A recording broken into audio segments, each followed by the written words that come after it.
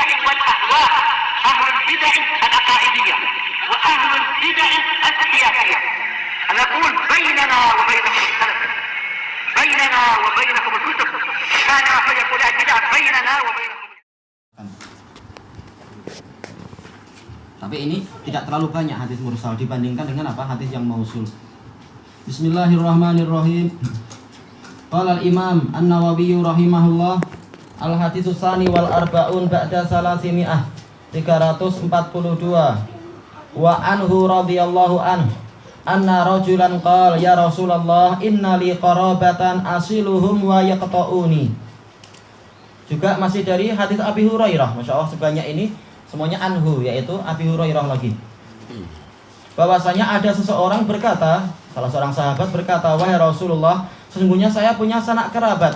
Saya menyambung mereka, tetapi mereka memutuskan saya. Wa uhsinu ilaihim wa yusi'una ilaih. Saya berbuat baik pada mereka, tapi mereka berbuat jelek pada saya. Wa ahlumu anhum wa yajhaluna alaih. Saya bersabar kepada mereka, tetapi mereka sering mengganggu saya. Faqal, Rasulullah SAW bersabda, la in kunta kama qult, kalau engkau memang keadaanmu seperti yang engkau ceritakan tadi, faka'annama tusifuhumul mal, maka seakan-akan engkau memasukkan pasir api, pasir yang panas ke dalam mulut mereka. Wala yazalu ma'aka minallahi dhahirun alaihim, terus menerus engkau akan disertai oleh penolong dari Allah Ta'ala untuk menghadapi mereka, madumta ala dhalik, selama engkau melakukan yang seperti itu. Diriwayatkan oleh Imam Muslim. Qala rahimahullah wa tusifuhumul mal, maksudnya adalah wal mal bi fathil mim wa tasdidil lam wa huwa ar-ramadul har, yaitu apa? Pasir yang panas. Ka'annama tut'imuhumur ramadul har, seakan-akan engkau memberi makan kepada mereka berupa pasir yang panas. Wa huwa tasbihun lima yalhaquhum minal ithim.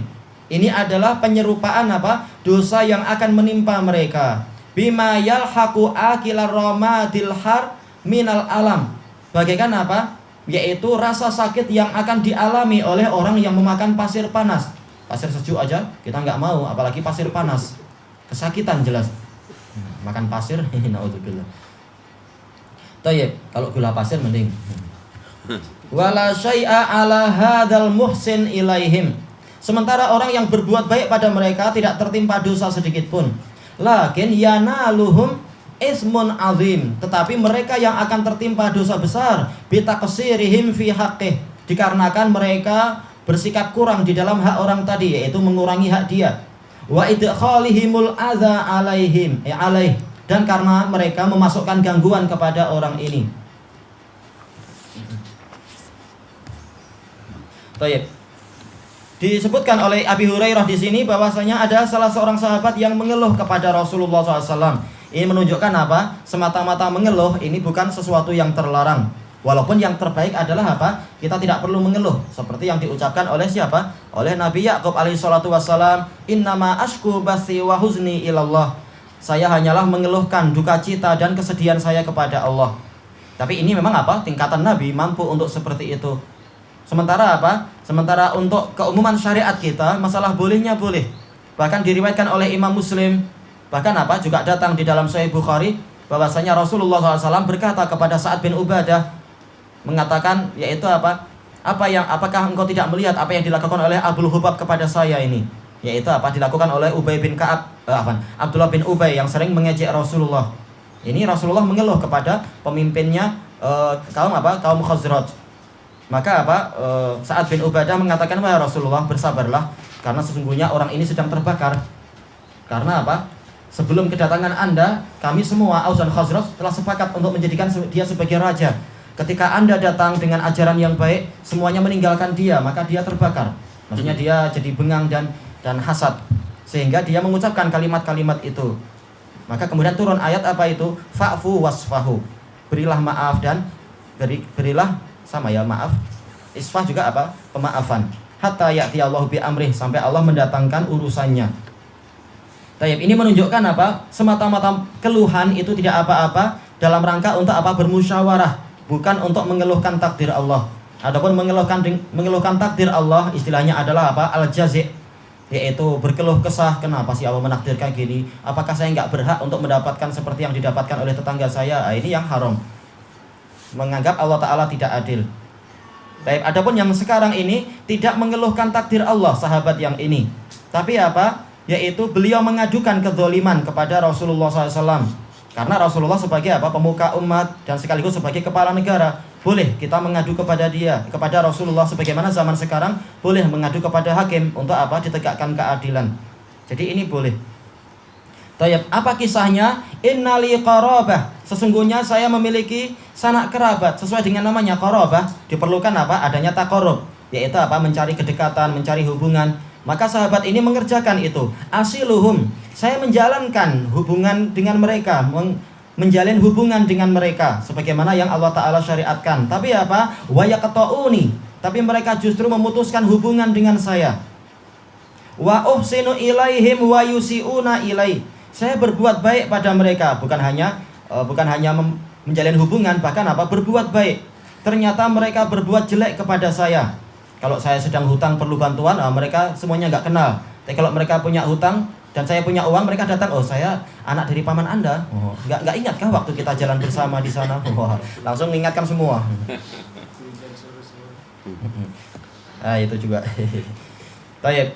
Dan ini menunjukkan apa? Dari hadis ini kita mendapatkan faedah boleh menyebutkan aib orang lain karena suatu apa? Suatu hajat yang mengharuskan.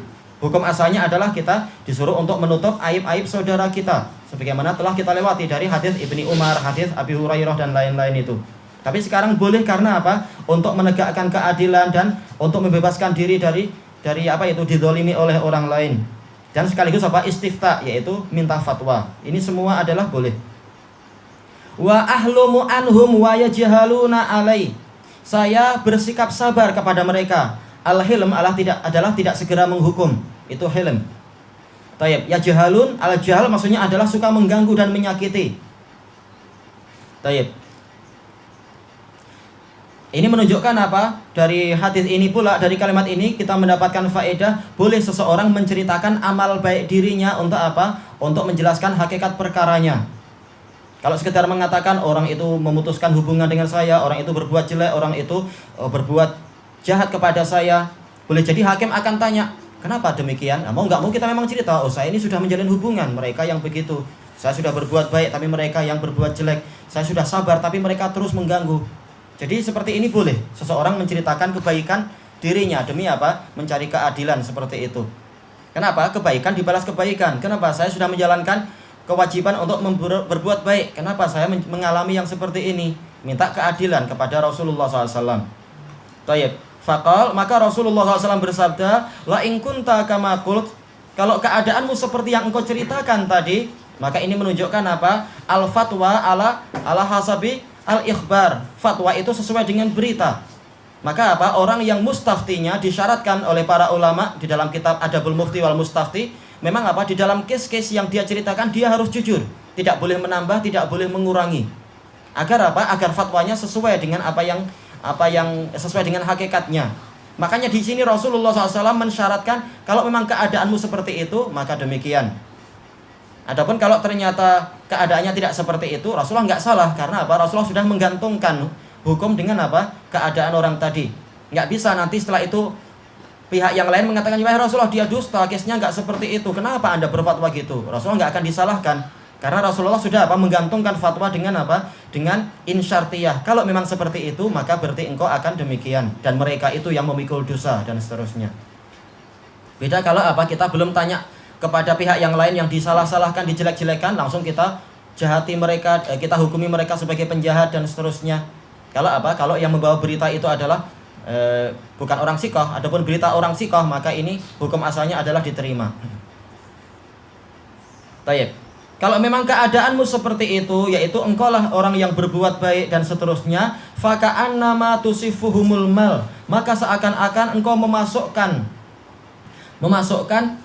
pasir panas ke dalam mulut mereka. Dan sering Allah Ta'ala dan Rasulnya menggambarkan, menyebutkan atau mengisyaratkan bahwasanya dosa itu adalah sesuatu yang panas. Makanya inti dari hukuman di akhirat adalah apa? Adalah api neraka, yaitu panas. Dan makanya di hari kiamat itu, yaitu apa? Semakin orang itu berbuat maksiat, maka dia akan semakin banyak peluhnya. Karena dalam hadis disebutkan apa? Ya'khudhuhumul araqu biqadri a'malihim. Mereka akan berpeluh sesuai dengan kadar amalan mereka. Berarti apa? Semakin banyak dosa, semakin kepanasan dan semakin berpeluh. Tapi justru banyak orang, ada sebagian orang yang bahkan tidak berpeluh, bahkan apa? Tidak kepanasan, bahkan dinaungi oleh amalan dia. Jadi memang dosa itu membawa panas. Makanya di dalam doa istiftah, kalimat doanya apa itu? Allahumma ghsilni minal khotoya kama yunaqqas apa itu? Bil ma'i wassalji wal barad. Ya Allah, bersihkan saya dari kesalahan-kesalahan saya dengan apa? Dengan air, dan air karakter asalnya adalah apa? Menyejukkan. Ditambah lagi wassalji dengan salju, wal barad dengan ais. Kenapa? Dijelaskan oleh Syekhul Islam karena dosa itu panas, sehingga apa? Dia perlu penyejukan. Demikian pula hadis muttafaqun alaih dari Abi Hurairah radhiyallahu an yang telah kita lewati itu tentang apa? Tentang orang yang menggauli istrinya di siang hari Ramadan. Dia mengatakan, "Ya Rasulullah, ihtaraktu." Wahai Rasulullah, saya terbakar. Maksudnya adalah apa? Berdosa saya. Ini menunjukkan bahwasanya dosa itu memang sifatnya adalah panas. Maka seperti itu pula di sini. Sahabat ini niatnya baik, berbuat baik dan seterusnya, memberikan ini, memberikan itu. Tapi manakala mereka lah yang berbuat jahat, seakan-akan yang diberikan oleh sahabat tadi itu menjadi apa? Makanan yang panas, dan bukan makanan lagi, bahkan dia adalah pasir. Maka ini akan menyakiti mereka sendiri. Ini menunjukkan walaupun sahabat ini tidak membalas kejelekan dengan kejelekan, bahkan dia berbuat baik, tapi mereka yang terus-menerus berbuat kejahatan, maka hakikatnya kejahatan itu akan menimpa mereka sendiri. Wala yahiqul makrus sayyi illa bi ahlih. Makar yang buruk tidak akan menimpa kecuali pelakunya sendiri. Ya ayyuhan nasu innama baghiyukum ala anfusikum.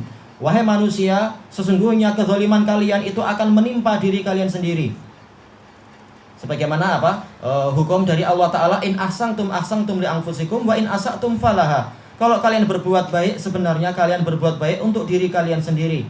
Tetapi kalau kalian berbuat jelek, maka itu akan menimpa diri kalian sendiri juga. Baik. Wala yazalu ma'aka minallahi dhahirun alaihim. Ini adalah karomah besar dari Allah untuk apa? Sahabat ini. Manakala dia terus-menerus sabar dan menjalankan ketaatan, ternyata apa? Bukan hanya dia dapat pahala, bahkan dikirim kepadanya malaikat untuk membantu dia menghadapi mereka dengan cara yang tidak akan disangka-sangka, dan dengan cara yang betul-betul kita boleh jadi kita tidak melihat itu. Dan itu banyak diceritakan di dalam kes-kes yang di Damas itu. Kita nggak lihat malaikat dan seterusnya, tapi apa? Justru orang-orang luar yang pada melihat dan heran. Kisah terlalu panjang untuk diceritakan. Kisah mutawatirah. Dan ini adalah apa? Orang-orang yang dia sekedar apa? Perkara biasa, yaitu perkara kekerabatan. Ini berbuat baik, yang itu ternyata berbuat jelek. Bagaimana perkara agama? Jelas Allah Ta'ala akan menolong dengan mendatangkan malaikatnya dan seterusnya. Apalagi yang dolim bukan hanya kedoliman biasa, bahkan dia adalah memusuhi Allah dan Rasulnya dan memusuhi kitabnya dan seterusnya. Maka wajar kalau pertolongan itu memang datang, malaikat-malaikat itu datang dan seterusnya. Baik, dari sini kita tahu bahwasanya para malaikat itu memang makhluk yang diberkahi. Sebagaimana dijelaskan oleh Ibnul Qayyim rahimahullahu ta'ala di dalam kitab Ad-Da'u wad-Dawa. Tidak ada satu makhluk pun yang persahabatannya paling bermanfaat, lebih bermanfaat kepada para hamba melebihi apa? Para malaikat. Sekedar malaikat datang, kemudian apa? Kemudian ayam berkokok, kemudian kita meminta apa itu? Meminta karunia saja, doa dikabulkan. Belum lagi malaikat membantu kita. Betul-betul malaikat itu adalah mendatangkan berkah. Bahkan kita bayangkan bagaimana itu mak Zam-Zam. Sekedar apa? Jibril menghantamkan sayapnya, sudah airnya sampai sekarang mengucur. Bukan hanya mengucur, tapi apa? Menyembur dengan dahsyatnya. Sementara Rasulullah SAW mengatakan yarhamullahu umma Ismail. Semoga Allah merahmati ummu Ismail. Seandainya beliau tidak membatasi airnya, niscaya dia jadi apa? Air yang memancar dengan besar, yaitu jadi sungai, ainan ma'inan. Tapi karena namanya ini wajar manusia, takut airnya hilang, maka langsung dikasih batas-batas, sehingga dia cuma jadi sumur saja. Itu pun sumur yang sangat hebat, sampai sekarang airnya nggak habis-habis. Padahal kata Syekh Abdul Raqib, beliau mengatakan sekitar kedalaman sumurnya itu adalah sekitar 80 meter. Dan 30 meter pertama dari dasar airnya memang memancar dahsyat, tanpa dibantu apa-apa, dia memancar naik setinggi 30 meter. Dalam itu 30 meter. Nah, kemudian kalau mau dinaikkan lagi sampai 80 sampai ke permukaan, memang dikasih mesin. Biar apa? Biar semakin kuat. Baik, padahal itu baru sumurnya. Bagaimana kalau dulu itu berupa sungai? Tapi memang ini adalah hikmah dari Allah. Boleh jadi apa? Kalau sekarang dia itu adalah sungai, niscaya orang akan sulit untuk tawaf, sulit untuk ibadah ini dan itu. Tapi dengan hikmah dari Allah memang dia cuma sumur saja, dan sekarang sumurnya di bawah tanah. Nah, di atas orang boleh tawaf dengan bebasnya. Intinya adalah apa? Malaikat itu adalah makhluk-makhluk yang sangat mendatangkan berkah.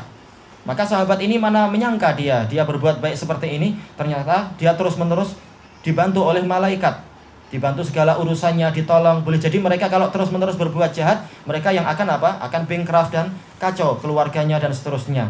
Tapi dengan syarat apa? Madum ta'ala dzalik, selama engkau berbuat yang demikian tadi, yaitu apa? Engkau sabar, engkau diganggu, engkau tidak membalas gangguan dengan yang serupa.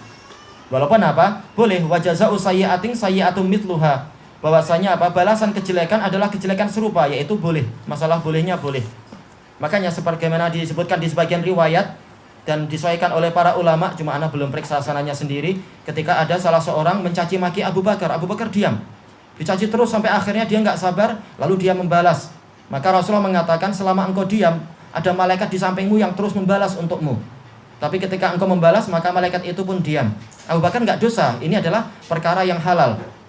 Tapi apa? Kalau dia diam dan tidak membalas, niscaya apa? Dia mendapatkan karunia yang lebih besar lagi.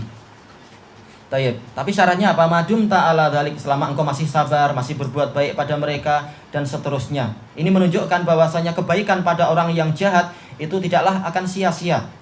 Allah akan apa? Membalas kebaikan, Allah akan memberkahi dan seterusnya. Tapi tentunya hadis ini dibatasi dengan apa? Hadis-hadis yang lain. Kalau kafir harbi, maka kita tidak disuruh untuk berbuat baik, tapi disuruh untuk apa? Untuk menghadang kejahatan dia. Demikian pula pencuri, demikian pula perompak. Kata Syekh Ibnu Utsaimin dalam Syarah Riyadhus Shalihin, ada orang yang layak dimaafkan, tapi ada juga orang yang tidak layak dimaafkan. Kalau perompak setiap kali dia minta dan merompak kita kasih terus, dia akan semakin merompak. Oh, ternyata hasil bagus. Oh, besok saya mau buat lagi.